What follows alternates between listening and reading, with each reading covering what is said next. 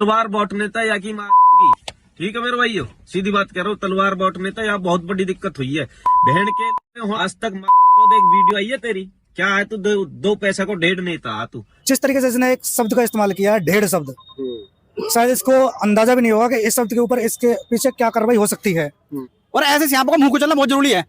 और भी हमारी फरीदाबाद इस की टीम पूरी सक्षम है, हर एक कार्यकर्ता सक्षम है मुंह कुचलने में, कि भीम आर्मी के जूते में दम है, अच्छे को पानी पिला सकती है। प्रशासन कह रहा है हमसे कि माफी मांग लेगा। भाई प्रशासन है उससे माफी मांगने के लिए बैठी है या फिर इन पर कार्रवाई करने के लिए बैठी है? किस लिए बैठे हो? या तो फिर वर्दी नहीं को दे दो, ये कार्रवाई कर लेंगे, चारों तरफ घूम लेंगे ये लोग। अगर ऐसी बात है और प्रशासन ढील भी देता है तो भैया हमारी माँ बहनों की इज्जत करना, हमारे नेताओं की इज्जत करना, ये संगठन अच्छी तरह से जानता है। हमने भी कोई चूड़ियां नहीं पहनी है। मैं उसे तो एक नाजायज औलाद कहूंगा कि जो भाई चंद्रशेखर आजाद को इस तरीके से टिप्पणी कर रहा है। अरे अब हम, जगह भी तेरी है, समय भी तेरा है, एरिया भी तेरा है, तू आ तो सही और मिल यहाँ पे। क्यों प्रशासन से बोल रहा है कि जी मैं डिलीट कर दूंगा, मैं माफी मांग रहा हूँ? अरे निकम्मे हरामखोर, तुझे ये सोचना चाहिए था तू बोल किससे रहा है। और किसी मंत्री उंत्री के सपोर्ट से, और जो एक अमन बॉक्सर नाम से आईडी है उससे एक वीडियो और वायरल करते हुए समय बता के आना। तो सुबह मैंने भी इनके लिए वीडियो डाली थी, हम खेड़ी पुल थाने आ रहे तुम्हें जवाब देने के लिए, तो उनकी औकात नहीं है। 1 किलोमीटर के एरिया में वो दिख रहे हो, कहीं ना कहीं वो छुप चुके हैं और अब वो अपने आकाओं को आगे कर रहे हैं, जो प्रशासन को कॉल करके समझौते की बात कर रहा है। तो यहाँ समझौता नहीं है, भीम आर्मी उनको जूता मारने का काम करेगी। या तो प्रशासन उनको अंदर डाल दे जेल में, अन्यथा ऐसा ना हो कहीं रोड पे आमने सामने हो जाए और भीम आदमी उनको जूते मारने का काम वहीं पे करते। तलवार बॉट नेता या की माँ की। ठीक है मेरे भाइयों, सीधी बात कह रहा हूँ, तलवार बॉट नेता यहाँ बहुत बड़ी दिक्कत हुई है। बहन के ट्रेन न पलटा रहे, इनके आगे पत्थर धर रहे। वंदे मातरम ट्रेन का स्वागत कैसे हुआ पता हो ना? मदरसे में क्या ट्रेनिंग दे रही है पता हो ना? लव जिहाद के बारे में पता हो? धर्म परिवर्तन के बारे में पता हो? आज तक एक वीडियो आई है तेरी, क्या है तू दो पैसा को डेढ़ नेता तू या की पार्टी की। मैंने लाखों वीडियो देख ली भाई, हिंदू ने बांटने को कौन कर रही है निखालस। हिंदू के फेवर में या कि आज तक एक वीडियो नहीं देखी मैंने। या तलवार बांटने तो इतनी ज्यादा दिक्कत होगी या? अरे अपने सनातन धर्म में ही तो बट रही है, अपने धर्म में ही तो बट रही है। और सबसे ज्यादा इतिहास उठा के देख लिया, रिकॉर्ड उठा के देख ली, सबसे ज्यादा बलात्कार मुस्लिम करते दलित बहनों का।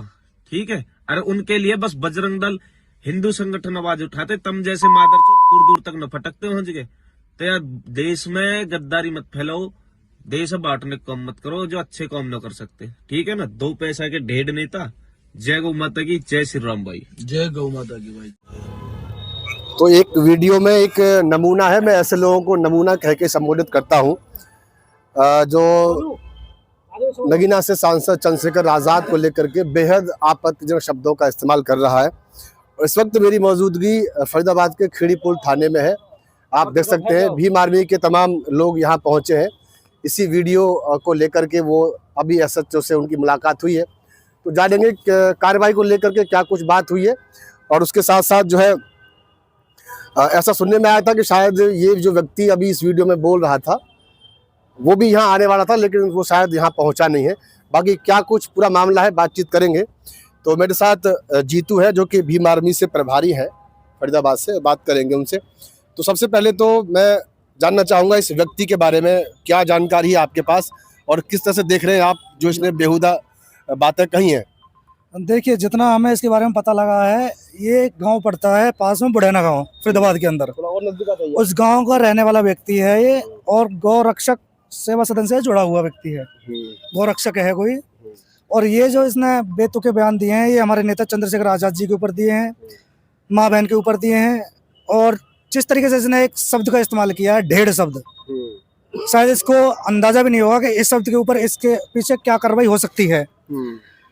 चलो कोई बात नहीं, हम 3 दिन से चौकी थाने आ रहे हैं, कंप्लेंट दे दी हमने, लेकिन एसएसओ साहब ने हमें समय दिया 2 दिन का, कि 2 दिन के अंदर हम इसको एफआईआर दर्ज करके इसके ऊपर और इसको जेल की सलाखों के पीछे डाल देंगे। आज तीसरा दिन है, हमने कॉल दी अपने पूरी टीम के लिए, सिर्फ जिले की टीम हमारी यहाँ पे मौजूदा है, अभी पूरी टीम इकट्ठी हुई है, एसएसओ साहब से बात हुई है। अब एसएसओ साहब ने एसीपी साहब को कॉल की है, एसीपी और एसएचओ साहब के साथ में अभी हमारी आधे घंटा और मीटिंग चलेगी। उस मीटिंग के बाद में वो हमें आश्वासित करना चाहते हैं कि भाई आपकी जो एफआईआर है वो हम एफआईआर दर्ज कर देंगे।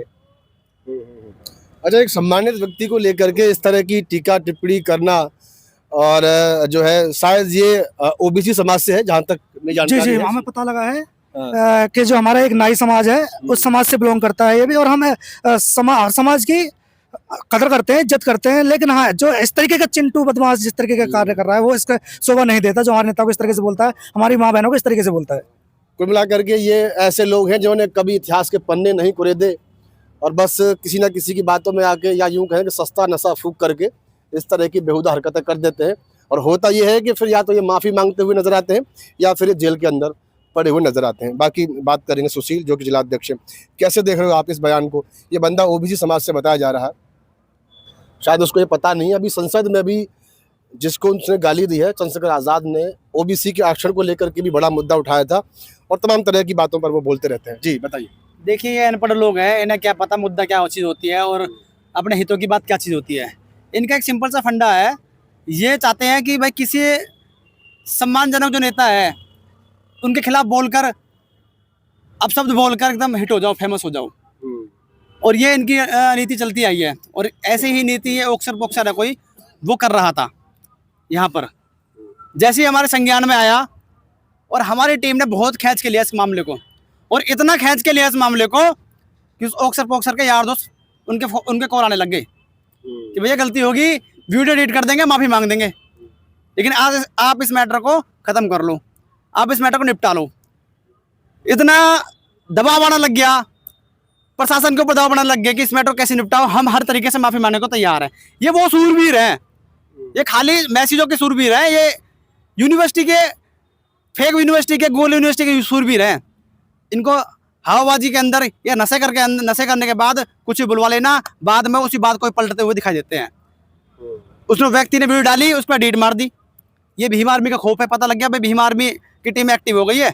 अगर इसको डिलीट नहीं किया गया तो भीम आर्मी के लोग फिर जब तक संविधान को माने तो संविधान को मानते हैं, और फिर संविधान से थोड़ा हट के चले गए तो उसकी क्या दुर्दशा होगी, उसको समझते हुए उसने फिर अपना ये डिसीजन लिया कि मैं माफ़ी मांग लेता हूँ, मैं इसको डिलीट कर देता हूँ। लेकिन हम उसको माफ़ करने वाले नहीं हैं। हमारा चंद्रशेखर भाई सभी समाज के लिए काम कर रहा है, हर एक व्यक्ति के लिए काम कर रहा है, पूरे देश हित के लिए काम कर रहा है। उसको ये भी नहीं पता वो उसकी भलाई के लिए भी काम कर रहा है। और वही व्यक्ति कहते हैं ना, जो जिस थाली में खाते हैं उस थाली में छेद करते हैं। जो व्यक्ति तुम्हारे हकों की आवाज़ उठा रहा है, जब वो मेरठ के अंदर कश्यप का मामला हुआ हो, कई मामले ऐसे हैं जो भाई ने उठाए हैं, और तुम उसी व्यक्ति को गाली दे रहे हो, तो ये आस्तीन के स्यांप है। और ऐसे स्यांपों का मुँह को चलना बहुत जरूरी है। और भी हमारी फरीदाबाद इस की टीम पूरी सक्षम है, हर एक कार्यकर्ता सक्षम है मुँह को चलने में।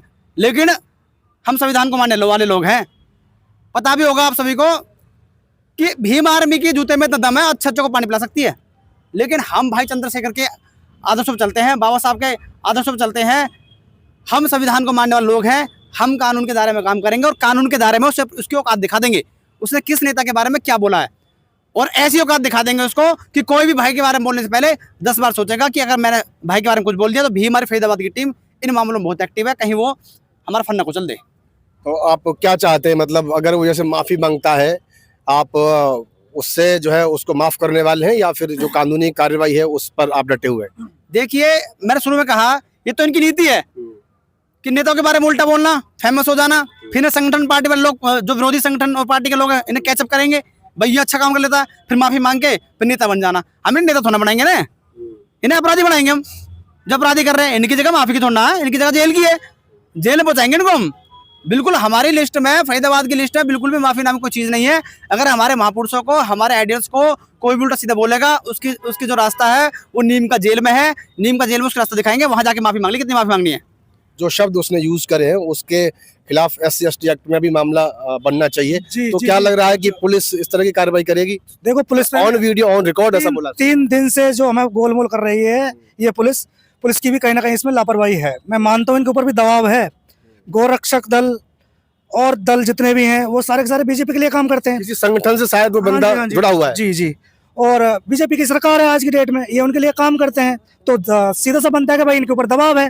लेकिन हम भी कह देना चाहते हैं, SSO साहब से मिले हैं, लगातार हमारी वार्ता चल रही है कि SSO साहब जब तक इस बंदे पे FIR दर्ज नहीं हो जाती SC/ST एक्ट के तहत, हम लोग यहाँ से हिलने वाले नहीं हैं। हमें आज का दिन लग जाए, कल का दिन लग जाए, चाहे परसों दिन लग जाए, लेकिन SSO साहब ने हमसे ये कहा है, अभी आश्वासन दिया है कि आप लोग बैठिए। और ACP साहब आ रहे हैं, जो रेख देख करते हैं SC/ST एक्ट मामले के अंदर ACP के हस्तक्षेप होता है, ACP ही उसमें कुछ कर सकता है, इसलिए उन्होंने ACP साहब यहीं पर बुला लिए हैं। हम मानते हैं कि चलो कहीं ना कहीं हमने कंप्रोमाइज किया है प्रशासन के साथ में, क्योंकि हमें हर जगह पे जहाँ भी देखने को मिलता है पुलिस वाले गलत नहीं होते, लेकिन जो 2 दिन का समय दिया है बहुत ज़्यादा समय हो गया है। अब प्रशासन को भी ये सोच लेना चाहिए कि भाई ये हमारे मान सम्मान की बात है, मान सम्मान की बात कहीं ऐसी ना हो जाए, ऊंच नीच कोई बात हो जाए या हमारे साथी कोई उपद्रव कर जाए या कोई और कर जाए, जो कि इल्जाम हम पे आ जाए। हम सिर्फ और सिर्फ संविधान के दायरे में रहकर काम करना चाहते हैं, इसलिए हम एसएचओ साहब से बार बार विनती कर रहे हैं, बार बार रिक्वेस्ट कर रहे हैं कि साहब ऐसे अपराधी की जो जगह है वो जेल है, ये अपराध आज करेगा, आज हम इसको माफ़ी दे देंगे, कल किसी और के बारे में करेगा तो इसका जो हौसला वो हौसला बढ़ जाएगा कि मैंने आज किसी को कुछ कह दिया, कल किसी को कुछ कह दिया और माफ़ी मंगवा ली। एक प्रशासन को होती है, मतलब प्रशासन कह रहा है हमसे कि माफ़ी मांग लेगा, भाई प्रशासन उससे माफ़ी मांगने के लिए बैठी है या फिर इन पर कार्रवाई करने के लिए बैठी है? किस लिए बैठे हो? या तो फिर वर्दी इन्हीं को दे दो, ये कार्रवाई कर लेंगे, चारों तरफ घूम लेंगे ये लोग। अगर ऐसी बात है और प्रशासन ढील भी देता है तो भैया हमारी माँ बहनों की इज्जत करना, हमारे नेताओं की इज्जत करना ये संगठन अच्छी तरह से जानता है। हमने भी कोई चूड़ियां नहीं पहनी है, मर जाएंगे मिट जाएंगे, तुम बदमाश हो गए, चाकी छुरी डंडा तुम्हारे पास बहुत है, देखे जाएंगे भाई, कोई बात नहीं, लेकिन हाँ समाज की खातिर हम खड़े हैं और समाज पर अत्याचार अन्याय हम बर्दाश्त नहीं करेंगे। बसपा सुप्रीमो बहन मायावती पर ऐसे ही टिप्पणी की थी तो उसके खिलाफ भी भीम आर्मी ने कार्रवाई कराई थी। बाकी ये जान लेते हैं कि मौजूदा हाल में उस की केस की क्या ताज़ा स्थिति है। पर शॉर्ट में बताइए क्या मामला था और अब तक इसमें क्या कार्रवाई हुई है। देखिए पत्रकार महोदय जी, उसमें एक व्यक्ति है जिसने सुप्रीमो अध्यक्ष बहन मायावती जी के लिए अभद्र भाषा में टिप्पणी की थी और जिसमें मैंने मुकदमा दर्ज कराया SC/ST एक्ट में, जो कि वो आज भी चल रहा है और आने वाली 2 फरवरी की उसमें डेट लगी हुई है और जल्द ही उसमें सजा उसको मिलने वाली है। सजा मिलने वाली है भैया। तो ऐसे जो छिचोरे टाइप के लोग ही कहता हूँ मैं तो ऐसे लोगों को, सस्ता नशा फूकते हैं और कुछ नहीं है। हवाबाजी करके जो किसी ऐसे सम्मानित व्यक्ति पर या किसी की जाति विशेष को इस तरह की बात कहते हैं तो उसका अंजाम यही है कि या तो जेल में रहोगे या फिर कहीं ना कहीं क्रिया की प्रतिक्रिया भी आपको भोगनी पड़ सकती है। ऐसा भी जो है देखा जाता है, फिर माफ़ी मांगते फिरते हैं। गीतपाल जी हमारे साथ में, थोड़ा आप इधर आ जाइए। तो आप लगातार एक्टिव रहते हैं ऐसे केसों में। इस बंदे ने बयानबाजी की है, OBC समाज से है, इसको आप कैसे देख रहे हैं? इसमें किस तरह की कार्रवाई जो है होनी चाहिए? देखिए जी, आप लोग ऐसे मामलों को उठाते हैं, आपका पहले तो बहुत बहुत धन्यवाद। और ये जो व्यक्ति है ना, इसका जब आप हुलिया देखोगे तो जिस तरह से जो भिखारी होते हैं ना, उस तरह से तो इसने अपना हुलिया बना रखा है। खुद को बॉक्सर कहता है। हाँ, तो वो ऐसा ही बॉक्सर है जिसको ये पता नहीं है कि मैं किसके लिए क्या बोल रहा हूँ। एक व्यक्ति है जो भाई चंद्रशेखर आज़ाद, जो हर व्यक्ति की आवाज़ उठाता है, पीड़ित कोई भी हो, वो उसको खुद को पता नहीं कि उसकी भी आवाज़ उठाता है। और उस व्यक्ति के लिए ये जाति सूचक गालियाँ, माँ की गालियाँ, और उसके बावजूद उसको पछतावा नहीं है, तो इसका मतलब है ये आदमी अनपढ़ है, जाहिल है और बेवकूफ़ है। इस व्यक्ति की जो जगह है वो सलाखों के पीछे है। वो माफ़ी मांगे, वो पाँव में गिरे, कुछ भी करे, उसकी कोई माफ़ी की जगह नहीं है, क्योंकि इन लोगों ने एक फैशन बना लिया, गाली दे लो उसके बाद में माफ़ी मांग लेंगे। ठीक है, आप सूरज, आप कैसे देख रहे हो इस मामले को? आप लोग यहाँ थाने पहुंचे हो। सबसे पहले तो आपका बहुत बहुत धन्यवाद। जो भाई चंद्रशेखर आज़ाद जी हैं वो उनके समाज की भी आवाज़ उठाते हैं और अन्य वर्गों की आवाज़ भी उठाते हैं। अरे भाई, तू एक बात तो ये बता कि अपनी लाइन को लंबी करना, तुझे चंद्रशेखर भाई से क्या लेना। दूसरी बात ये है कि तू आपने बार बार में ये बात बोल रहे हैं कि सस्ता नशा, हाँ वाकई में वो सस्ता नशा करता है। एक नाजायज औलाद, मैं उसे तो एक नाजायज औलाद कहूँगा कि जो भाई चंद्रशेखर आज़ाद को इस तरीके से टिप्पणी कर रहा है।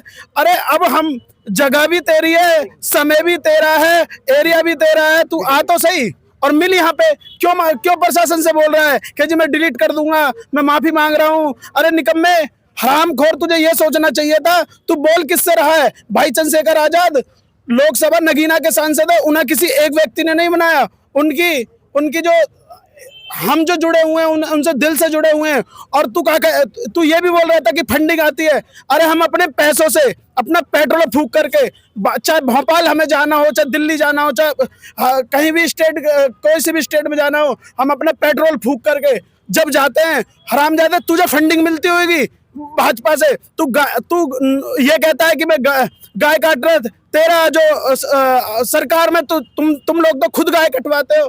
तो मैं इन लोगों को ये इतना ही बोलना चाहूंगा, या तो तू सबक सीख ले, नहीं तो जेल जाना भी पड़ेगा तुझे और तुझे कोई भी ऐसे प्रशासन के लोग बचा नहीं पाएंगे जो तू उनकी आड़ में ये बकवास कर रहा है। हमारा जिला अध्यक्ष जी ने और भीम आर्मी फरीदाबाद की पूरी टीम ने परसों यहाँ आकर शिकायत दी थी 2 दिन पहले उस सोशल मीडिया पे। उसके बाद शिकायत देने के बाद ये और एग्रेसिव हो जाते हैं और किसी मंत्री के सपोर्ट से और जो एक अमन बॉक्सर नाम से आईडी है उससे एक वीडियो और वायरल करते हुए समय बता के आना। तो सुबह मैंने भी इनके लिए वीडियो डाली थी, हम खेड़ी पुल थाने आ रहे तुम्हें जवाब देने के लिए।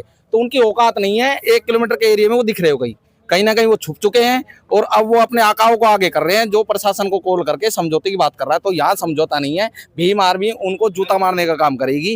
या तो प्रशासन उनको अंदर डाल दे जेल में, अन्यथा ऐसा ना हो कहीं रोड पे आमने सामने हो जाए और भीम आर्मी उनको जूते मारने का काम वहीं पे कर दे। प्रशासन को तत्काल इसमें कार्रवाई करनी चाहिए क्योंकि जो क्रिया की प्रतिक्रिया है वो आक्रोश में कभी कभी हो जाती है। और बाकी ये लोग कानूनी कार्रवाई को लेकर के थाने पहुंचे हैं सभी लोग। और बाकी देखना यह है कि प्रशासन इसमें जो है किस तरह की कार्रवाई करेगा। SC/ST एक्ट का ये मामला बनता है, जो ऑन रिकॉर्ड उसने वीडियो में जो शब्द कहे हैं उसको लेकर के। बाकी देखना यह है कि प्रशासन इसमें किस तरह की जो है कार्रवाई अमल में लाएगा। इस बयानबाजी पर आप क्या सोचते हैं, ये वीडियो देखने के बाद कमेंट्स बॉक्स में अपनी प्रतिक्रिया जरूर लिखें। Thank you.